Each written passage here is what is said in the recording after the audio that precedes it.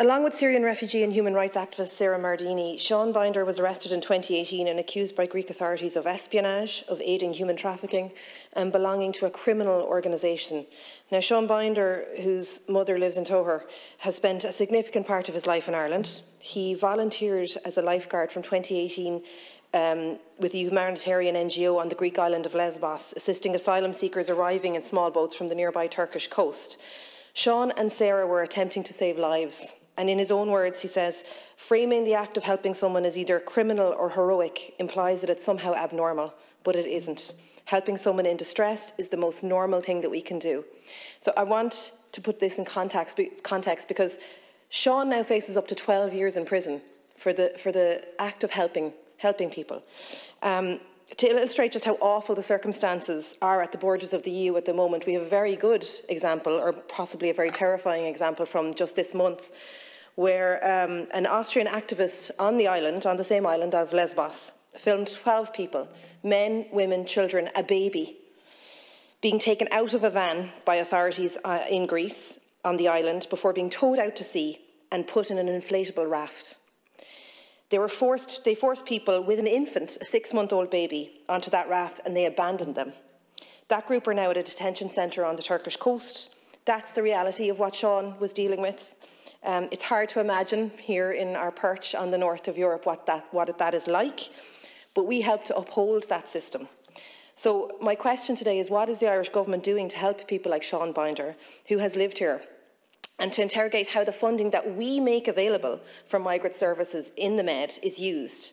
Because I have asked this question many times before, but it's very hard to understand. There seems to be very little oversight into how Irish taxpayers' money is being used to fund action at the borders of the EU.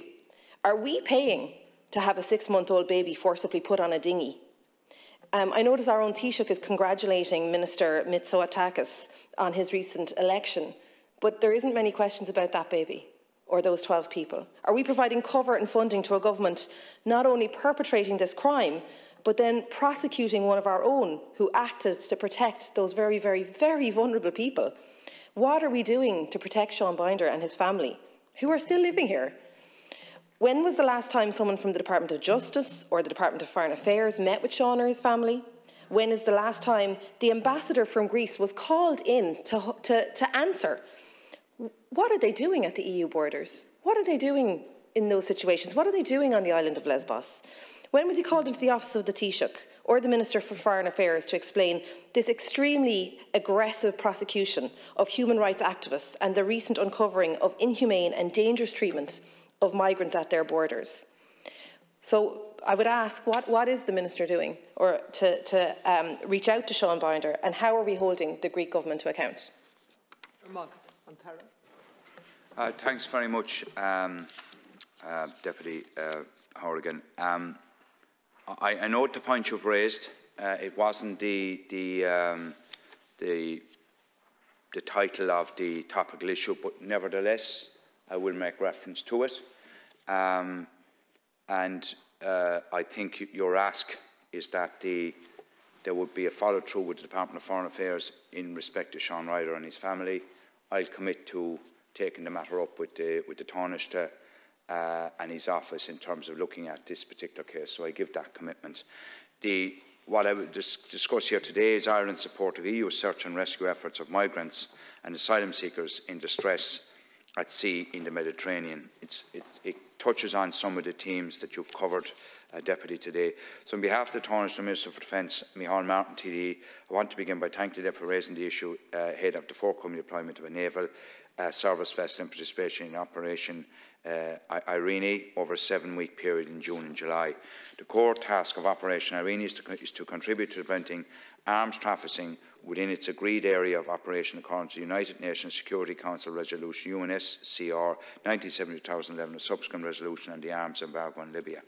As members will be aware, the Dáil recently approved the deployment of the naval service vessel and associated support staff in accordance with triple lock provisions of the Defence Acts. In the course of the Dáil debate on the deployment a number of issues arose, including any role in the naval service might in the capacity building and training of Libyan Coast Guard, as well as arrangements in place in relation to search and rescue and assistance provided persons found in distress in the high seas, which falls into your team that you've brought up earlier.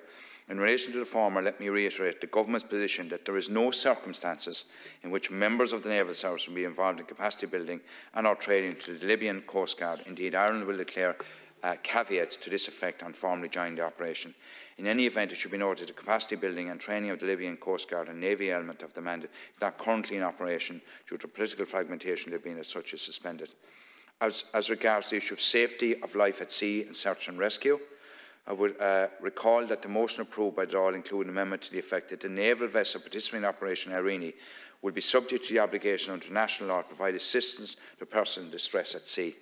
Government was happy to accept this amendment on the basis that it restates pre-existing obligation in Ireland under the United Nations Convention on the Law of the Sea, an obligation to which the Naval Service would have to give effect, whether in the context of Operation Irene or otherwise. While Operation Irene has no mandate for safety of life and search and rescue, SOLAS or SAR and strategic review of the mission have stated that the operation is not a pull factor in migration. The involvement in the SAR SOLAS event while operating as part of Irene cannot be totally ruled out. The recent strategic review of the mission indicated in 2011, 91,985 migrants arrived via the central Mediterranean route into Europe in 2022. Of this figure, an estimate 163.17% were rescued by Operation Irene. In the event that an Operation Irene is involved in the SOLAS SAR, the mission direction is that those migrants rescued by the ship should be taken to and disembarked to a European Coast Guard ship as soon as possible so that Operation Irene can return to its mandated operation with minimal delay. That said, the instances in which Irene and vessels have been involved in rescue have been rare. Given that the area within which it is anticipated the naval service ship will be operating, Defence Forces advised and is likely will be involved in SOLAS or SAR events. However, I can assure the House that should the naval vessel be required at any point during its deployment to respond to a safety of life at sea, a SOLAS or a SAR search and rescue event, they will do so in accordance with the mission direction. Such rescue operation will be conducted in line with international law and the United Nations Convention on the Law of the Sea. Thank you, Minister, and I welcome some of your comments there around Operation Irene, and I think it's actually instructive, the detail that you gave there, because it shows that, you know, these operations and the funding of these operations are quite complex, and they often stray into areas that maybe they originally weren't envisaged for, but they also have to be dealt with. And what I would say is that our funding should operate in a similar way. So the way in which the Irish Government contributes to EU funds that are then used to patrol EU borders in the manner that we're seeing in the last 6 weeks, and certainly since 2017 when Seán Binder was arrested, is deeply troubling. I also welcome your offer to bring this back to the Minister, and what I'd like to maybe flag for you is that when you do bring it to the Minister, what the Minister will say is, Seán is not a citizen and therefore it's the German Government's problem.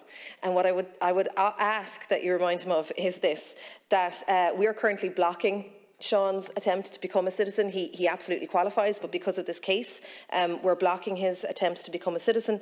And secondly, I don't sit in the Bundestag, I sit in this House, and we're responsible for how this House operates, and we're responsible on how we spend taxpayers' money when it comes to operations in the Med.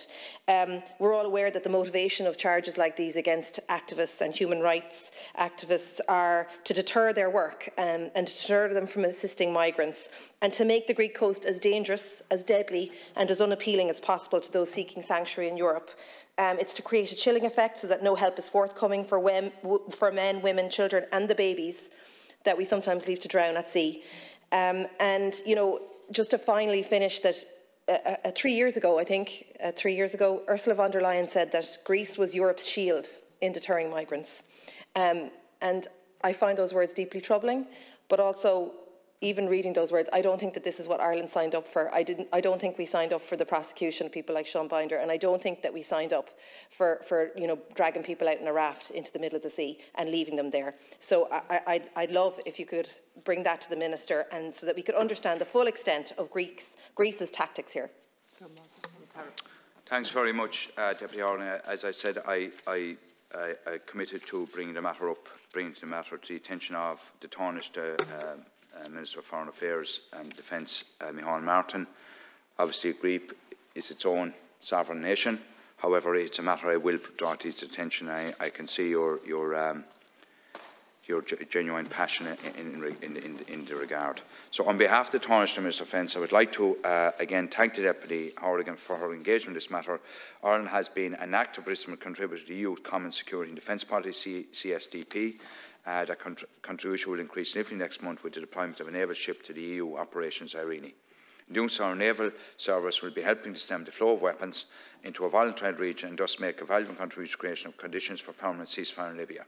In engaging with this, the UN-mandated EU mission Ireland will be playing an active part in contributing to security and stability in the Mediterranean region. All of the CSDP actions in Libya and in the central Mediterranean contribute to the European Union's commitment to peace and stability in Libya.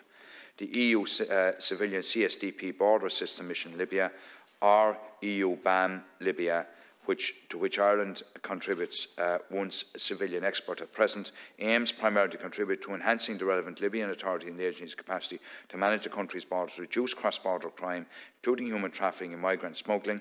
The work of the mission is carried out through advising, training and mentoring Libyan counterparts in strengthening their border service in accordance with international standards and best practice, and by advising the Libyan authorities on development of the Integrated Border Management (IBM) strategy. EU BAM Libya is one part of the European Union's comprehensive approach in supporting the transition of democratic, stable and prosperous Libya. Let me again restate that it is not intended that the Irish Naval Service personnel will engage in capacity building and training of the Libyan Coast Guard when deploying as part of the mission. The elements of the mandate is in any event currently suspended from the mission. Let me again stress that while the operation has no mandate for safety of life at sea, search and rescue, the Irish naval vessel will of course be subject to the obligation under international law while assisting a person in distress at sea. I believe that Ireland's contribution at contributing a naval service vessel to the Operation Irene is a positive gesture in support of our European partners and one which I wholeheartedly support.